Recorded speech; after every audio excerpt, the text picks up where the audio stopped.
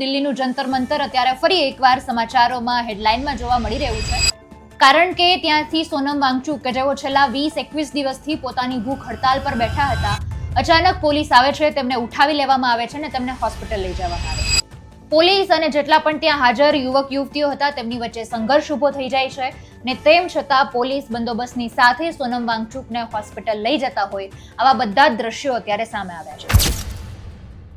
નમસ્કાર, આપની સાથે હું આકાંક્ષા. તમે જોઈ રહ્યા છો રાજકોટ દિલ્હીનું જંતર મંતર અત્યારે ફરી એકવાર સમાચારોમાં હેડલાઇનમાં જોવા મળી રહ્યું છે, કારણ કે ત્યાંથી સોનમ વાંગચુક કે જેઓ છેલ્લા 20-21 દિવસથી પોતાની ભૂખ હડતાલ પર બેઠા હતા, અચાનક પોલીસ આવે છે, તેમને ઉઠાવી લેવામાં આવે છે અને તેમને હોસ્પિટલ લઈ જવામાં આવે છે. તેના કારણે ત્યાં અત્યારે ભાગદોડનો માહોલ મચી ગયો હતો. જેટલા પણ પ્રદર્શનકારીઓ હતા તેમણે વિરોધ કર્યો હતો. પોલીસ અને જેટલા પણ ત્યાં હાજર યુવક યુવતીઓ હતા તેમની વચ્ચે સંઘર્ષ ઊભો થઈ જાય છે અને તેમ છતાં પોલીસ બંદોબસ્તની સાથે સોનમ વાંગચુકને હોસ્પિટલ લઈ જતા હોય આવા બધા જ દ્રશ્યો અત્યારે સામે આવ્યા છે. વિરોધ પણ થઈ રહ્યો છે. સમગ્ર મુદ્દો એ રીતે છે કે દિલ્હીના જંતર મંતર પર 21 દિવસથી ભૂખ હડતાલ પર બેઠેલા સોનમ વાંગચુક કે જેમની સતત તબિયત બગડી રહી હતી. આમ તો કોર્ટે અત્યારે નિર્દેશ આપી દીધો હતો કે તેમને સતત સારવાર મળવી જોઈએ, જરૂર પડીએ તેમને મેડિકલની બધી જ સારવાર પૂરી કરવામાં આવે, સતત તેના પર દેખરેખ રાખવામાં આવે, કારણ કે તેમનો 9 કિલો આસપાસ તો વજન ઘટી ગયું હતું.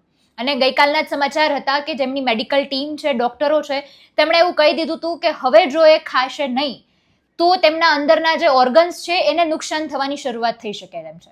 એક વકીલે તો એ રીતની અરજી પણ કરી હતી કે સોનમ વાંગચુકને ફોર્સ ફીડિંગ કરવામાં આવે, નહીતર 2 દિવસની અંદર તેમનો જીવ જતો રહેશે. પણ આજના એ સમાચાર છે કે વાંગચુકને સફદરજંગ હોસ્પિટલ ખાતે અત્યારે દાખલ કરવામાં આવ્યા છે. તેઓ પેપર લીક મામલે શિક્ષણ મંત્રી ધર્મેન્દ્ર પ્રધાન રાજીનામું આપે આ મામલે છેલ્લા 21 દિવસથી ભૂખ હડતાલ પર બેઠા હતા અને તેમણે ગઈકાલે એવી પણ વાત કરી હતી કે તેઓ 20 જુલાઈ સુધી તો આ હડતાલ કન્ટિન્યુ રાખવા માંગે છે, કારણ કે 20 જુલાઈએ તે લોકોએ શાંતિપૂર્ણ માર્ચની જે શરૂઆત કરવાના હતા તેનું આયોજન કરવાના હતા. મોટી સંખ્યામાં લોકો તેમાં જોડાય આ રીતનું આહવાન પણ કરવામાં આવ્યું હતું. જો કે દિલ્હી હાઈકોર્ટે ગુરુવારે જ કેન્દ્ર અને દિલ્હી સરકાર બંનેને એ રીતના નિર્દેશ આપી દીધા હતા કે જરૂર પડીએ તેમની સારવાર માટે પગલાં લેવામાં આવે અને તેમને બધી જ પ્રકારની સારવાર, મેડિકલ ચેકઅપ પૂરી પાડવામાં આવે. સમગ્ર મામલે અભિજીત દીપક કોકરોચ જનતા પાર્ટીમાંથી અભિજીત દીપકે અત્યારે વાત સામે રાખી છે કે હવે સોનમ વાંગચુકને ઉઠાવી લેવામાં આવ્યા છે, તેમની મરજી વિરુદ્ધ તેમને હોસ્પિટલ લઈ જવામાં આવ્યા છે, તો આ ભૂખ હડતાલ હવે તે કન્ટિન્યુ કરશે. તેઓ ભૂખ હડતાલ પર બેસશે, આ રીતની વાત તેમના દ્વારા કરવામાં આવી છે. અત્યારે એ દ્રશ્યો પણ સામે આવ્યા કે સોનમ વાંગચુકના ફોટા સાથે તેઓ ત્યાં બેઠા છે સ્ટેજ પર અને પોતે ઇમોશનલ થઈ રહ્યા છે.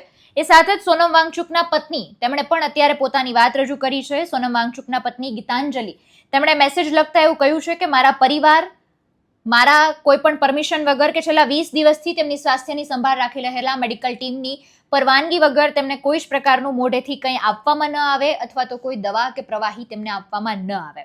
જે સંઘર્ષ થઈ રહ્યો છે, ઘર્ષણ થઈ રહ્યા છે, બધા દ્રશ્યો અમે તમને સ્ક્રીન પર બતાવી રહ્યા છીએ કે મામલો ખૂબ ગરમાઈ ગયો હતો. સોનમ વાંગચુક જ માત્ર ભૂખ હડતાલ પર બેઠા છે એવું નથી. નેહા, મનીષ અને આમીન નામના જે યુવક યુવતીઓ છે તે પણ તેમની સાથે સતત છેલ્લા 21 દિવસથી ભૂખ હડતાલ પર છે. પ્રદર્શનકારીઓએ એવું પણ કીધું છે કે તેમની ભૂખ હડતાલ કન્ટિન્યુ રહેશે. એ પછી અમે તમને સ્ક્રીન પર અત્યારે જે ફોટો બતાવી રહ્યા છીએ કોકરોચ જનતા પાર્ટીના ઓફિશિયલ પેજ પરથી હવે આ રીતની વાત પણ કરવામાં આવી કે માત્ર શિક્ષણ મંત્રી ધર્મેન્દ્ર પ્રધાન જ નહીં, વડાપ્રધાન નરેન્દ્ર મોદી તેઓ પણ રિઝાઇન આપે, આ રીતની વાત તેમના દ્વારા કરવામાં આવી છે. અને અત્યારે હવે જે એમના ઉપવાસ હતા આ બાબતે અત્યારે જે પગલાં લેવામાં આવ્યા છે, બધી જ જગ્યાએ મામલો ગરમાઈ ગયો છે. રાજકીય મુદ્દો પણ અત્યારે ગરમાઈ ગયો છે. એવા પણ સમાચાર સામે આવ્યા કે સોનમ વાંગચુકની જે પત્ની છે તેમને મોબાઈલ ફોન લઈ જવામાં નહીં દેવામાં આવે, આ રીતની વાત પણ કરવામાં આવી, તેમને રોકટોક પણ કરવામાં આવી રહ્યો છે. આવનારા સમયમાં ખબર પડશે કે આ કેસ નવો શું વળાંક લે છે, પણ ખરેખર અત્યારે આ મુદ્દો ચરમસીમાએ પહોંચ્યો છે, કારણ કે દેશના મીડિયાની વાત કરીએ એમાં આ મુદ્દો જેટલો સામે નથી આવ્યો એટલા ઇન્ટરનેશનલ જે મીડિયા એજન્સીસ છે તેમણે આ મુદ્દાને એટલો સામે લાવ્યા હતા, મુદ્દાની હેડલાઇન્સ બની હતી અને એટલા માટે અત્યારે સોશિયલ મીડિયા પર કોઈ ક્રિએટર્સ હોય, ઇન્ફ્લુએન્સર હોય, એક્ટર્સ હોય, કોઈ પણ વ્યક્તિ હોય, બધા જ લોકો અત્યારે પોતાની પ્રતિક્રિયા આપી રહ્યા છે. સમગ્ર મુદ્દા વિશે આપના શું મંતવ્ય છે કમેન્ટમાં જણાવજો. ફરી મળીશું. હવે રજા આપશો. નમસ્કાર.